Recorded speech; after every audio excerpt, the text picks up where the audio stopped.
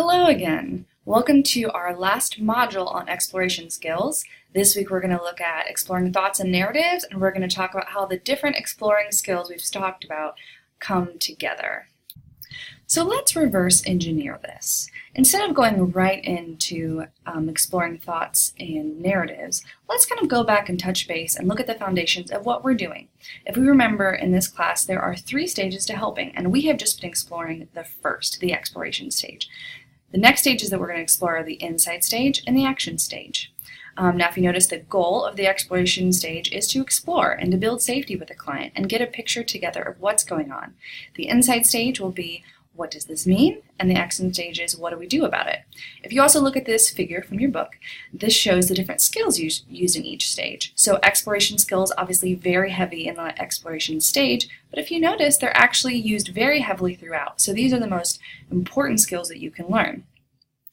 Also, in the exploration stage, we're not focused yet on making insight out of the client's issues or coming up with any type of goal. So do remember that for your final projects. It's all about learning. It's not about making sense of things yet or figuring out what to do.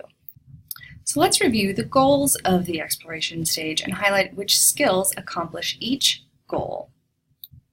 First, we remember that underlying every skill and every goal that we have in a helping relationship is kind of the foundational goal. First, that this is a helping relationship. We are there to connect and get to know our clients. We are there to be their equals. We are not there to judge them. Second, that we're going to show empathy. We're going to respect them. We're going to try to give them unconditional positive regard. This relationship is for them on their terms. It's not about our values and our feelings and our thoughts about what they should do. It's about empowering them to make choices for themselves. And so the first goal in the exploration stage is exploring and learning. Who is this person here in front of us? What is their story? Why are they here? And of course, we do that through building a relationship with them and showing them understanding. We also do that through how we act with our nonverbals and what we say, and we're showing that we're paying attention and that they matter. Helping is a journey. One thing I like about this photo is this person is being led down a path. We allow our clients to lead us down the path of their experiences. Do they feel confident to bring us with them? And also, are we going to let them lead? So the skills that we do in this to accomplish this goal are those attending, listening, and observing skills, like we said before. That we're aware of how we're coming across, our body language, and that we're saying things to encourage them and showing them that we are listening to them. The next goal is helping clients explore their feelings. People haven't actually always thought about their feelings when they're going through a situation. They haven't always consciously thought about them. So to what extent have they explored their feelings? And so we want to use skills to help them do that. I think another helpful way to think about that is helping them paint a picture. Painting and art is all about color and feeling and movement, but can we give them the courage to go there? Can we create the container? Do we provide the canvas for them to paint their emotional experiences? And so the skills that we use to encourage them to do this, because again, a lot of people don't in regular conversation encourage the expression of feelings. So we want to do that through reflecting feelings, open-ended questions about feelings, personal disclosures when appropriate, normalizing feelings, things like, I think anyone would struggle with that, and unconditional positive regard at all times. And then finally, the goal is exploring thoughts and narratives. When we have a problem, we haven't always thought about it from every angle. And have you ever noticed that sometimes when you talk about what's going on, when you verbally process it, suddenly new insights emerge and suddenly you realize kind of more fully what's going on. So we want them to write their story with us, to really explore the complexities of the issues that they're experiencing. So can we somehow find a way to have skills that help them share their story so that they can make sense of it later on? And so those skills are ones we're going to go over today. Restatements, probes for thoughts, open-ended questions, and reflections of content.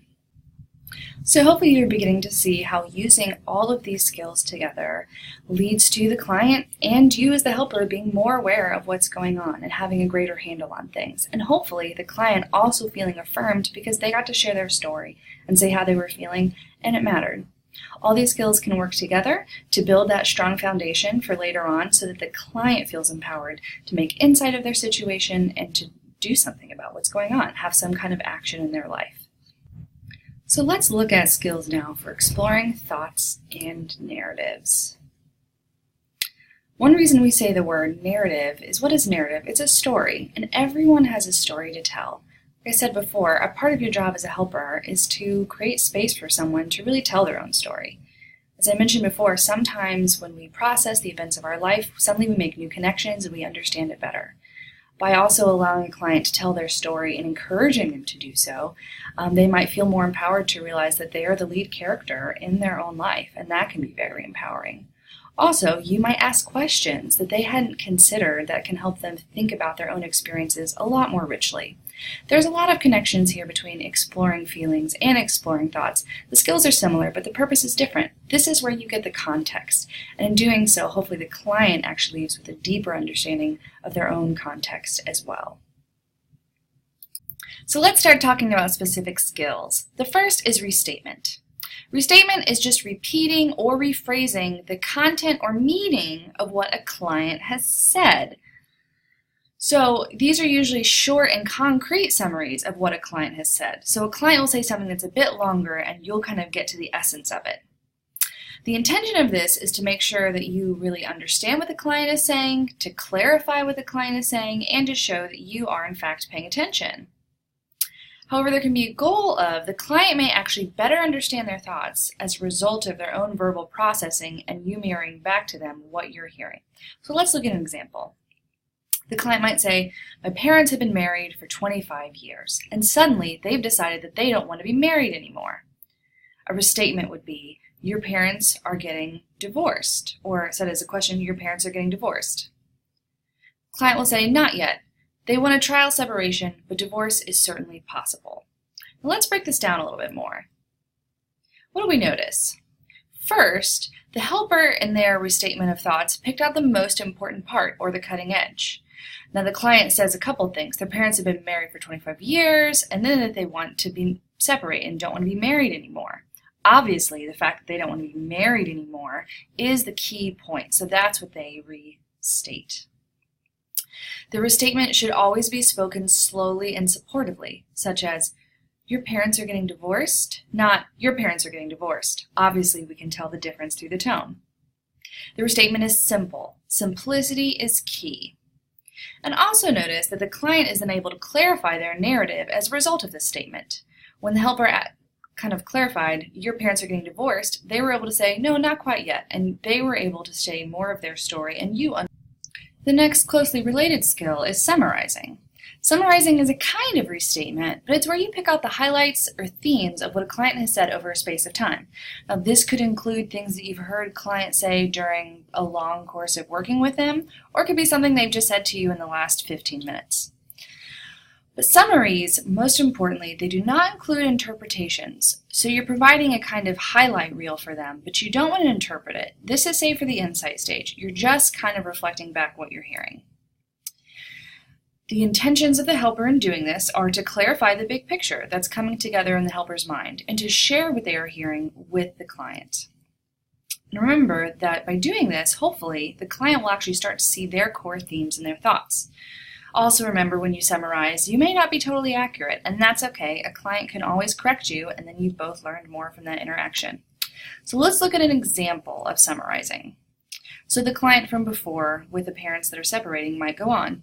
I'm starting to wonder if relationships are all a hoax. I told you about my own issues with my breakups in the past, but I held out hope because my parents had this great relationship. Everything feels too crazy right now. I find myself wondering if I can ever trust someone to be there for me in the long term. So if you were to think about what you've heard this client say so far, what are the highlights? This is what this helper said. So to summarize, it sounds like your parents' marriage really influenced how you see relationships. Now that they are separating, you wonder if a long-term relationship can work for anyone. The helper has summarized multiple themes that all make sense based upon what the client has said, but they managed to do it in just a few short sentences. The client might then say, yeah, I suppose so. Here are the benefits of restatements and summaries. First, helpers serve as mirrors or sounding boards to clients. When we say back to our clients what we are hearing, we kind of provide a way for them to really look at themselves in a new light. Clients also tend to repeat thoughts and feelings that are important to them, but may not be aware of it. This would actually be something interesting for you to look at in your normal life. People tend to repeat things that matter to them, but they may be unconscious of the fact that they're doing it. So when we give these restatements and summaries back of what we keep hearing them say, it could help a client hear their own words, and they might actually realize what actually matters to them in the process. They might realize what their values are because they keep talking about it, but they just haven't heard themselves say it yet. For other examples of this, please check out pages 156 to 157 in your text. But again, be sure that you're reading the whole chapter because the chapter will provide more examples of all the things discussed. Next, we're going to talk about open questions and probes for thoughts. So open questions and probes for thoughts are obviously pretty similar to open questions and probes for feelings. So here, these are just verbal tools used to ask clients to clarify or explore thoughts a little bit further. And remember that these are supposed to be open-ended most of the time, so they're meant to encourage lengthy responses. You want the client talking. Here are a few helpful hints, though.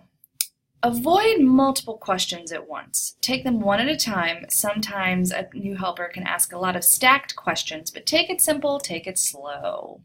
Mix it up. You can start to sound kind of like a parrot if you keep using the same skill in the same way. So try to switch between questions and probes and maybe throw in some of the other skills that you've learned. Next, when you're exploring thoughts, clients are going to obviously tell stories about people they know, relationships they have, experiences they've had. Try to focus on the client and the client's perspective rather than other people the client will talk about. For example, if a client is talking a lot about their boyfriend, try not to ask questions of like, what does your boyfriend think about that? Because you might not know and they might not have an accurate perception. So again, try to focus on how they think and what they're observing. So here's an example of questions and probes. Client: I'm so exhausted with trying to figure out what to do with my life. All of my classes are draining and boring at the same time. I know that I should be majoring in business like my dad wants me to, but I hate it. Helper: You're saying that your major is based off of your father's preferences? Yeah, client says. He is a CEO and makes so much money. That is all that matters to him. He doesn't care that I'm more creative. He thinks that I have to be in business to succeed in life. Helper says, It sounds like you disagree with his philosophy. Tell me more. Client: I feel like I'm expected to chase his dream, not mine. I'm obviously not doing well at being the son that he wants. I don't care about this major at all. And so if you notice on the side, I kind of point out, this is an open question. Simply put, it ends with a question mark. It is a question asking for more information about what the client thinks, and it's open because it's not yes, no. This is a probe. Simply put, it ends with a period. It is essentially a request, just like an open-ended question, but it is said as a statement, usually in the form of, tell me more about that, or tell me about that.